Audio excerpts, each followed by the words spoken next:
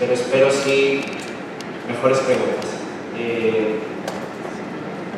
Cada vez que voy a España a visitar a mi familia, hay una serie de cosas que hago de forma religiosa, como probar toda la comida que no he podido probar en años, ver a mis amigos hasta recordar por qué me fui de España, y una de las cosas que hago regularmente es pasar por un sitio que quizá por la nostalgia del emigrante para mí tiene mucho significado, porque conecta el pasado de donde vengo con el futuro hacia donde vamos, que es el espacio Fundación Telefónica, que es un espacio que la compañía telefónica tiene en la calle Fuencarral, muy cerquita de la Gran Vía de Madrid.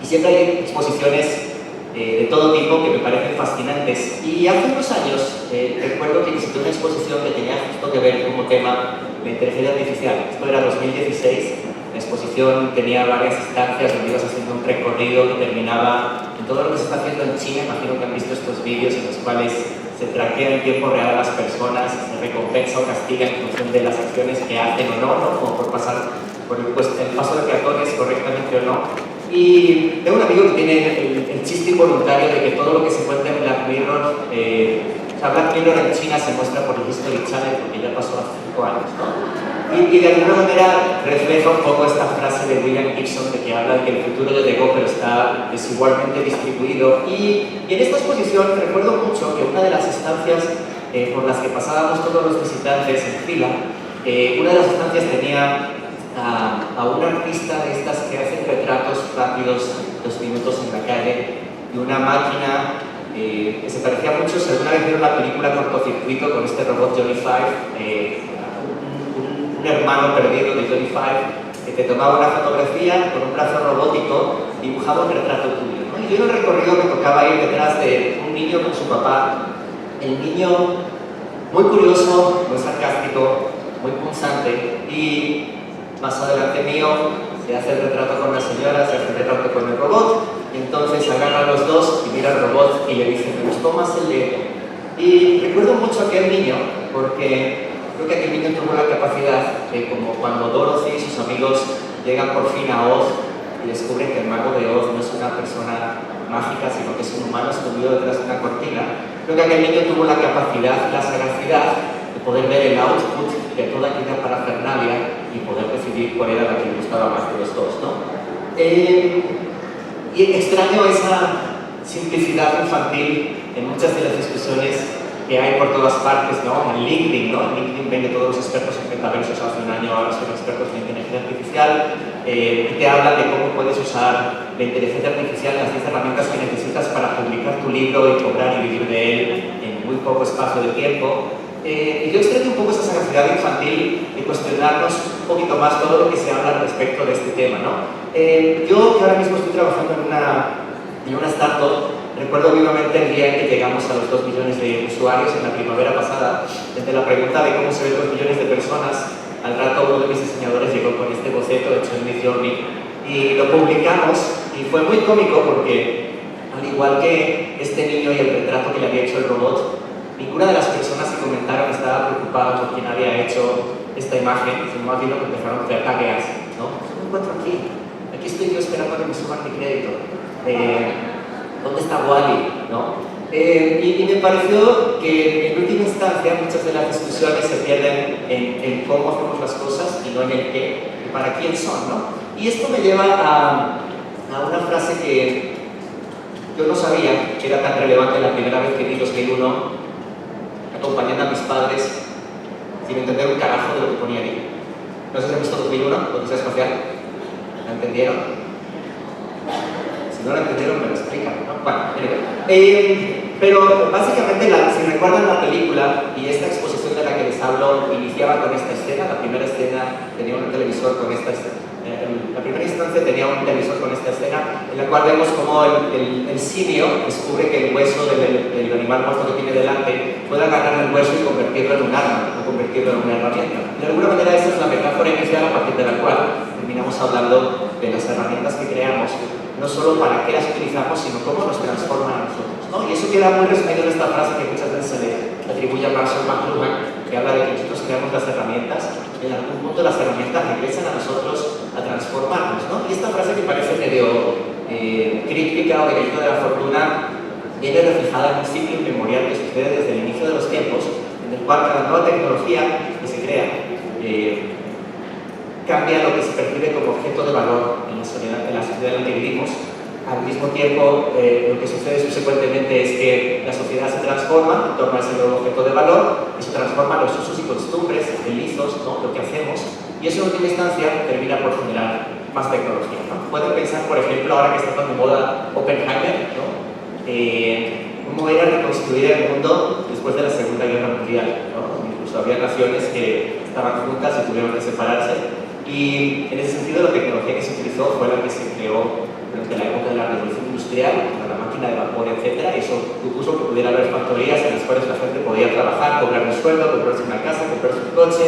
Las factorías ya tenían que estar cerca del trabajo de las personas, etcétera, etcétera. Y eso devino en una sociedad en la que, entre otras cosas, además, había inversión pública, que había una guerra fría latente contra la Unión Soviética de parte de Estados Unidos.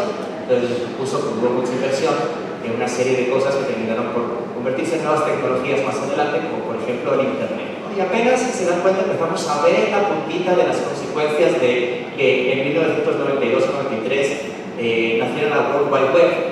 Y este es un ciclo que cada vez que hablamos de él, pensamos en tecnología desde una perspectiva microchips, Silicon Valley, computadoras, pero si lo piensan, también es tecnología al fuego. Y lo que propuso el fuego, lo que ofreció el fuego, fue la posibilidad de poder cocinar nuestros alimentos y poder hacer digestiones más rápidas para no estar expuestos a un depredador que estuviera cerca, ¿no? Si piensan en tecnología, pueden pensar en la imprenta, y cómo a través de la imprenta lo que antes era hablado se convirtió en escrito, y es a partir de entonces que deben existir las leyes, porque están escritas, son inexorables, ¿no? Pueden pensar en el microscopio, y cómo a través del microscopio hay cuestiones como el hecho de contemplar al humano no como un alma que tiene que ser salvada, sino como a nivel de célula. Como ven, cada una de estas consecuencias se van traduciendo hacia adelante y no siempre lo ve la generación que crea esa tecnología, pero hacia adelante podemos observar que sí hay unas consecuencias evidentes, ¿no? Y entonces una de las cuestiones más fascinantes para mí al respecto de toda la computación por inteligencia artificial es el hecho de que todas las tecnologías con las que convivimos están creadas mucho antes de lo que conocemos o de lo que podemos imaginar, y en general todas siguen un patrón que responde a lo que se llama la ley de Amar, que dice que por norma general toda nueva tecnología que creamos sobreestimamos en demasía la capacidad transformativa que tiene y subestimamos, por lo general, en el corto plazo, y subestimamos la capacidad transformativa que tiene en el largo plazo. Y siento que esta conversación deberíamos tenerla de forma más recurrente con respecto a la fascinación que tenemos ahora mismo con la tecnología de inteligencia artificial, porque esto es puramente mi opinión, pero ¿han usado ChatGPT?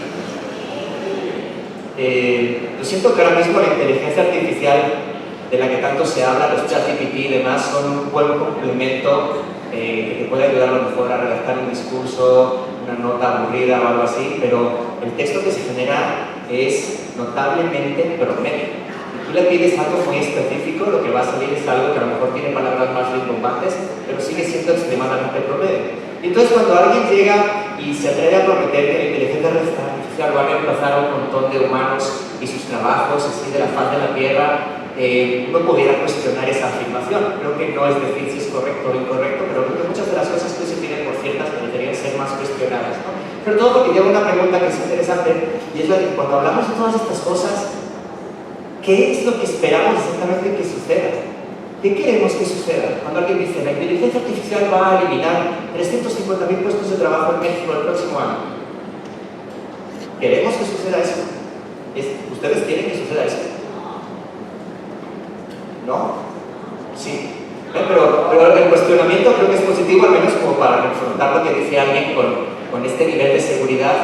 Yo, si algo me ha enseñado la experiencia, es que cuando alguien habla de cosas tan inciertas como esta, desde una seguridad tan absoluta, por lo general no se está enterando de nada de lo que pasa, ¿no? Y entonces, este es un mundo muy cómico donde pensábamos que la lucha contra las máquinas iba a venir por parte de Sarah Connor luchando contra Terminator. Resulta que en última instancia la persona que nos defiende de las máquinas es Fran Drescher, conocida como la niñera, en su discurso aguerrido en la huelga de guionistas que ahora mismo hay en Hollywood, ¿no? Y entonces eso es algo que creo que hay que tener como muy delante y consciente todo el rato. Cuando alguien llega y hace predicciones, las predicciones son adivinanzas en el mejor de los casos, y por lo general el propósito de una predicción no es ser correcta, es ser escuchada, probablemente para meterle algo posteriormente en tu casilla de inbox de LinkedIn, ¿no? Y llegados a este punto me parece que es relevante traer de regreso a un grupo de personas, creo que históricamente mal influenciadas, que eran los luditas. Ve que ahora hay la percepción de que los luditas son las personas que se oponen a la tecnología, porque no sé si saben la historia de los luditas, pero los luditas eran unas personas que trabajaban en los telares del Reino Unido, y por allá en el siglo XIX, con el auge de la urbanización, empezaron a oponerse a que esto sucediera y han quedado retratados ante la historia como personas que no estaban en sus cabales, no sabían lo que hacían y estaban oponiéndose a la tecnología, ¿no? Y hoy cuando alguien postula algún tipo de escepticismo al respecto de la inteligencia artificial, el metaverso, la Web3, el paz descanse, etc., pues hay alguien que siempre está dispuesto a ofrecerte el término de ludita, cuando en realidad los luditas sabían perfectamente lo que hacían las máquinas y no protestaban contra ellas, lo que protestaban era contra él. ¿A quién le hacían las máquinas esto? ¿Y para quién lo hacían? Es decir, los dueños de esas máquinas, ¿no? Porque si existe una tecnología nueva que permite que yo, desde mi puesto de trabajo, pueda ser más productivo, pueda tener más cantidad de ropa que generar, que además ha incrementado la importación de lana, ¿por qué el valor de este producto tiene que quedarse al final en un solo lugar que es el bolsillo del dueño, ¿no? Y lo que hacían los luditas, de alguna manera, era protestar de esta forma tan punk, finales del siglo XIX, destruyendo los telares. Y siento que esta es una conversación que está perfectamente de regreso hoy, ¿no? Porque en la posibilidad de ser más productivos individual y colectivamente, de poder hacer las cosas mejor, de forma más práctica, porque la conversación gira todo el rato alrededor del reemplazo, porque gira alrededor de las que se van a ahorrar las compañías y de la cantidad de trabajos que se van a desaparecer, ¿no? Esto sucede además porque en una cronología de la historia podemos ver que este tipo de confrontaciones entre lo establecido y lo que viene, o lo que está por llegar, porque siempre colisionan lo que son las tecnologías sociales, que son las instituciones, la cultura, la educación, la historia, todas las cosas que nos gobiernan, que nos dan forma, sentido, pertenencia, que nos hacen aprender, colisionan con lo que son las tecnologías físicas, ¿no? La tecnologías de la información y la comunicación, nanotecnología, que tiene que ver con materiales, biotecnología, que tiene que ver con biología sintética, o la nanotecnología, que tiene que ver con el hecho de cómo las máquinas son capaces de aprender. En ese sentido, la inteligencia artificial cae dentro de este prefijo. Entonces, realmente decir que estamos haciendo cosas con inteligencia artificial para empezar ni siquiera significa nada. Es como decir que riegas tu jardín con biología. Lo que hay es casos de uso de inteligencia artificial, que no es más que un término paraguas para englobar todos esos términos. Y esto me lleva a una conversación también para mí muy relevante, ¿no? Porque yo creo que todas las personas que estamos aquí tenemos nuestra trayectoria profesional y tendrán highlights de su trayectoria. Habrá cosas que recuerden con mucho cariño y también al mismo tiempo pensarán lo que me costó lograrlo. ¿Sí? ¿Les ha pasado? Y no tienen como una percepción de que la conversación va al respecto de que todo debería ser más fácil, de que publica un prompt y tienes tu imagen, lo escribe tu libro en 5 minutos para que lo pongas a vender sin que hagas nada. ¿Debería ser fácil escribir un libro? ¿O debería ser complicado porque es lo que le da valor a la obra finalmente cuando la terminas, ¿no? Digo, no tengo la respuesta, pero es una buena pregunta también, ¿no? Y entonces yo siento que hay cosas que aunque sean difíciles, merecen la pena ser hechas, ¿no? Puedes pedir tu comida a domicilio, o la puedes preparar tú, ¿no? Entonces, ¿cuál tiene el mejor sabor? Depende del día y de la hora que tengas, ¿no? Pero en general, uno pudiera pensar que hay cosas que aunque sean tremendamente ineficientes, y lo digo yo con estas ojeras de tener 2 hijos, me hacen no dormir hace 3 años, que está el léxico me falla. Tener un hijo es perfectamente ineficiente, pero es perfectamente necesario desde una perspectiva de la vida. Entonces, medir todo en función de la productividad, de cuántos más productivos vamos a ser, cuántos más libros vamos a publicar, cuántos más artículos vamos a publicar. ¿Han pensado que si lo multiplican el número de artículos tremendamente promedio, multiplicado por el número de personas que estamos en esta sala, que estamos generando, es un montón de basura tremendamente promedio? ¿Dónde está aquello que haga que alguien resalte por encima de los demás, ¿no? Y ese es el factor que yo creo que se pierde al hablar de la tecnología, de la inteligencia artificial desde una perspectiva más rápido o más barato, hay que hacer outsourcing o no, en vez de una perspectiva de cómo somos mejores, cómo hacemos mejor las cosas, ¿no? Quiero postularme totalmente en contra de la afirmación de que la inteligencia artificial tiene que quitarle el trabajo, pero una persona usándola sí me opongo a eso de raíz. En mi opinión, el verdadero valor de la inteligencia artificial no es que todas las personas de mi equipo se pongan a usarla, creo que el incremento productivo de mi equipo en ese sentido sería mínimo. Lo que sí creo es que la inteligencia artificial ofrece la posibilidad de reinventar o crear de cero compañías construidas desde unas bases distintas, construidas desde unas bases desde las que la inteligencia artificial resuelva un montón de cosas que antes hacían los humanos, para que los humanos puedan dedicarse a hacer un montón de cosas en las que puedan prestar su foco, su inteligencia, su atención, ¿no? Creo que para mí el mayor valor de la inteligencia artificial viene desde la perspectiva colectiva, porque además desde esta perspectiva es donde vamos a poder por fin dejar de desintermediar nuestra responsabilidad de decisiones humanas en los algoritmos o en las máquinas, ¿no? Ven que, por ejemplo, ahora muchas cosas, el discurso que viene de Silicon Valley es, pues lo vamos a hacer nosotros, porque si no lo hacemos nosotros lo va a hacer alguien más. Oye, pero ¿conviene hacer esto? Pues no sé, pero si no lo hago yo lo va a hacer alguien más, entonces ustedes regulen. Y esa es la frase, ¿no? Y les dejamos el plato servido en la mesa. Y entonces uno se pone a pensar en cuando, por ejemplo, lee una empresa despide a 80 personas porque va a automatizar procesos con inteligencia artificial, ¿no? Que es la manera más glamurosa de decir que iba a despedir a esas 80 personas hubiera inteligencia artificial. Bueno, uno pudiera pensar que quizá podríamos mirar un poco más allá, como aquel niño detrás del telón, el mago de Oz, y ver que quien realmente está despidiendo a 80 personas no es la inteligencia artificial, sino un humano que toma esa decisión, ¿no? Y entonces esto es algo que también se ve recurrentemente, ¿no? El algoritmo decidió, el algoritmo determinó, pero quién los crea, quién los entrena, quién decide cómo son, dónde se publican, etc., ¿no? Entonces ahí les traigo otra pregunta que también me parece interesante en todo este tema, y es cuando se habla de que las empresas, o que un montón de puestos de trabajo van a desaparecer.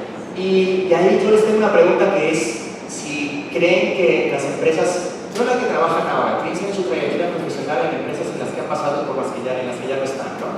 ¿Esas empresas estaban optimizadas para la productividad más absoluta o estaban optimizadas para la supervivencia?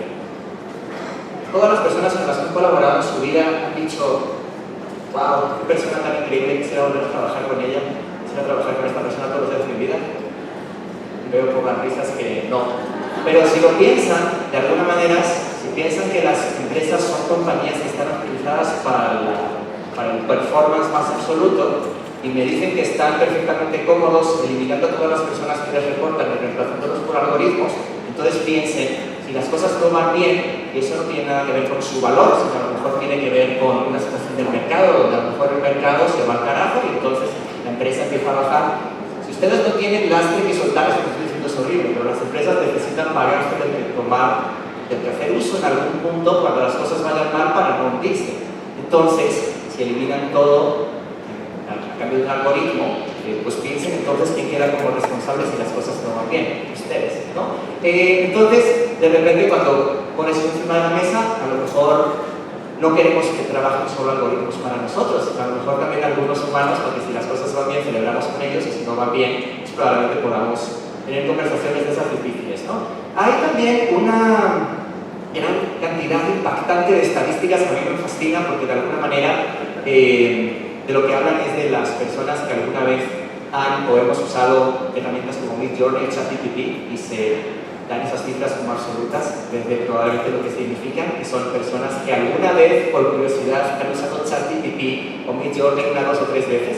No es que la usen a diario, ¿no? Entonces las cifras también creo que hay que tomarlas con un grano de sal, pero sobre todo, y lo que me gustaría que se llevara de esta sesión es la pregunta que intentaba responder a aquella estancia en la que el niño podía ver como una máquina y un humano que hacía su retrato, ¿no? Y si una máquina puede ser creativa, porque también yo que vengo de ámbitos creativos, publicitarios, he encontrado muchas opiniones respecto de que una máquina no puede ser creativa, que no puede reemplazar a un humano y el tacto y las experiencias y demás, pero en mi opinión una máquina sí puede ser creativa, y lo que viene a resolver la máquina no es el hecho de a qué reemplaza, sino a qué contribuye, ¿no? En el hecho de que probablemente cuando tú estás trabajando creando conceptos de marketing, conceptos de comunicación, planes de negocios, pues muchas veces puedes pensar que hay múltiples respuestas para una sola pregunta. Nunca hay una respuesta correcta como en un examen matemático. Ante una respuesta única, probablemente una máquina siempre será más inteligente que nosotros y tendrá más fuerza bruta para llevar a cabo su plan. Pero en el caso de la creatividad, lo que importa no es la respuesta, sino lo que importa es la pregunta. Importa el ojo del que mira, importa quien hace la pregunta, importa la mirada de ese niño que estaba viendo qué retrato de los dos le gustaba más, ¿no?